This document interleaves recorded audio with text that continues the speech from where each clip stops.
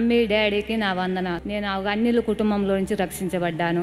నేను ఇక్కడ కరోనాలో లైవ్ చూసి నేను ఇక్కడ 2002లో వచ్చినప్పుడు నాకు ఎన్నో సమస్యలు ఉండే.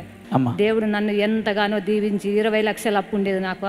20 లక్షల అప్పు, 20 లక్షల అప్పుల నుంచి నన్ను విడిపించి ఈరోజు సమృద్ధి లేక నడిపించినాడు. అంత గొప్ప కార్యం చేసిన దేవుడు ఇక్కడికి వచ్చి కొన్ని నా ఇంటి పక్కన వాళ్ళ గురించి కొన్ని విన్నపాలిక రాయించిపోయినాడు. పిల్లలు లేరు, 2 కుటుంబాల్లో పిల్లలు కలిగించాడు దేవుడు. ఒక వివాహంగా బిడ్డ 40 సంవత్సరాలు ఉంటే ఇక్కడ ప్రేయర్ రిక్వెస్ట్ రాయగానే ఆ బిడ్డకు వివాహం జరిగింది. కార్యాలు నా జీవితంలో జరిగించినాడు దేవుడు. ఇక్కడికి నేను 50 రోజులు ఉపవాస ప్రార్థనకు వచ్చి లైవ్లో ఏకేభవించగా నా జీవితంలో ఎన్నో గొప్ప కార్యాలు జరిగించినాడు దేవుడు. Praise the Lord. మీరు ఎప్పుడు వచ్చారమ్మా ఇక్కడికి? అమ్మా 2022. ఓకే. ఇప్పుడు ప్రతి ప్రార్థన విన్న పనికి జవాబిచ్చాడు దేవుడు. గట్టిగా చెప్పలు కూడదమ్మా. 20 లక్షల అప్పు అంటండి, మామూలు విషయం కాదు. 20,000 కాదు, 20 లక్షల అప్పు. ఆ తల్లి కేవలం విశ్వాసంతో 50 రోజులు ఉపవాస ప్రార్థన. ఎప్పుడమ్మా? 2023లో వచ్చారా? 2022లో వచ్చారు. 2023లో కూడా ప్రార్థన విన్నపం ఇచ్చారా?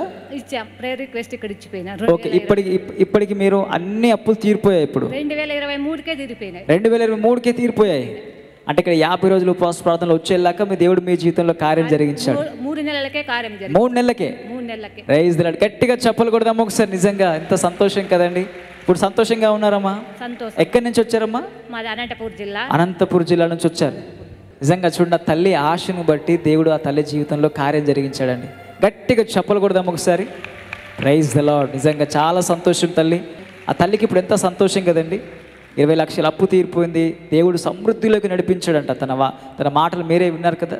కాబట్టి మీరు కూడా చక్కగా 50 రోజుల ఉపవాస ప్రార్థనలు ఎక్కడి నుంచి అయితే లైవ్లో ఉన్నారో మీరు రండి, ఇక్కడ ప్రార్థనలో ఏకీభవించండి, ప్రార్థన పలివ్వండి.